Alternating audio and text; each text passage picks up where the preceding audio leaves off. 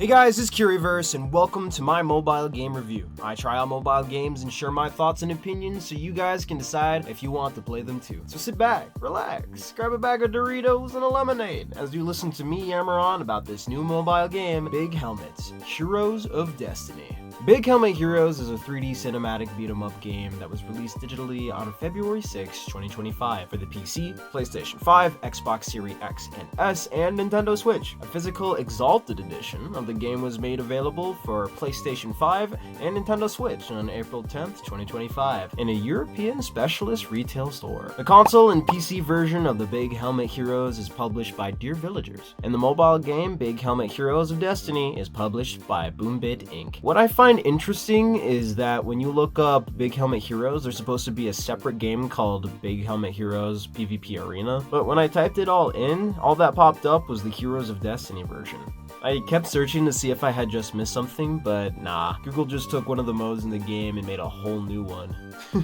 Anyway, Big Helmet Heroes of Destiny is available on Android and iOS, which released earlier in April 2022. It's a free-to-play turn-based tactical RPG with some roguelike elements. The actual studio that created Big Helmet Heroes is the French-based Exalted Studio. Exalted Studio was inspired to create the Big Helmet Heroes universe through a combination of their prior experience in mobile gaming and a deep appreciation for classic beat-em-up games. The success of their first mobile game, Exalted Studio's initial game, was a mobile title, Big Helmet Heroes Destiny. Through this project, they developed a strong core intellectual property and connected with a community of players. Positive interaction with this community and the foundation of the world they built in the mobile version greatly inspired them to expand the universe further. The developers explicitly stated they wanted to honor classic beat-em-up games, a genre the team had a passion for. The console PC game is frequently described by critics and players alike as a spiritual successor to the beloved 2008 title Castle Crashers. And personally, that was a game I never played as a kid. I don't know why, it just kind of slipped my grasp back then. While drawing inspiration from the gameplay loop and whimsical fun of older titles, the Exalted Studio aimed to add its own modern touch, specifically in the form of 3D graphics, cinematic presentation, and unique hero powers that felt fresh and visually explosive. The studio wanted to create a game that was fun and accessible to all audiences,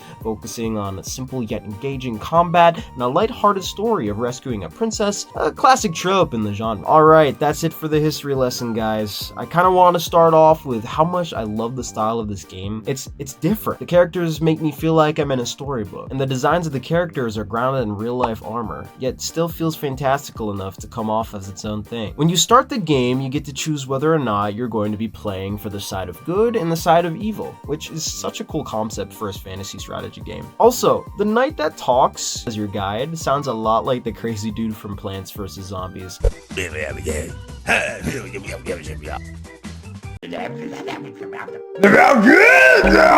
Just saying. Of course, since I'm such a bad boy, I chose the side of evil! Which I have to admit, I really like the good versus bad dynamic they go for with this game. The combat is pretty uninteresting, yet it feels fun for the first couple of times you get to do it. Basically, each person has a set number of action points they can use during a turn. You can choose to either move, attack, use a special ability in any order until you run out of points. The only downside to this style of combat is that the way the game decides who goes first in a match. And going first is basically what you need to win the game almost every time, especially in the campaign. When you get to the later levels, such as the desert or the Arctic world, the difficulty curve shoots straight up to the freaking stratosphere. The NPCs show you no mercy. I guess the saving grace to the combat and solo player mode is the roguelike progression system. As you defeat enemies, you get gold and experience. Gold is spent on items that increase your stats or gives you buffs, while experience adds up for you to eventually level up your character and gain new abilities. These abilities and items kinda act the same in the sense that they give you either vampiric buffs where you heal off of attacks, ice buffs where you slow the enemy movements, fire burns, etc., It's fun to stack though, because each successful attack stacks the buffs, so when it's the enemy's turn, they get pummeled by all the status effects. You can also set up your equipment you get to have on you permanently before you set out on runs. You have your armor that ranges from shirt and shoes to bracelets and hats, and weapons that give you a power boost and a status effect. You can also alchemize the items you collect to make them stronger. The multiplayer is fun, but gets boring after a few rounds. You have the choice of going duos, 1v1, or a raid boss style of team-up matches where 2 to 3 people go up against bosses you've previously fought. I think they change depending on the season or week or whatever. I could be wrong on this, but yeah, I just punched a giant fish in the face for a few rounds, you know, like you do. Also, the hero versus villain thing, it's basically a standing in the community to see who is best by the end of some point. Didn't really look into it much because it looked like it was just a fun gimmick that you could win some prizes from. I don't know. What's really funny is that you can trash talk your opponents while you fight, and then they think they have the upper hand, and you just happen to clutch a 1v2 and they missed every attack and you stomp them because obviously they are scrubs. And as far as the actual knights you get to use though, they all actually are designed pretty well in my opinion. You get your basic knights like the shield guy and the vampire guy, then you have your ranged knights like the ninja, who is the best one in the game, in my opinion, just saying, to the one with the bows and arrows. There's even a samurai and a dual axe wielding girly pop. Pretty spectacular.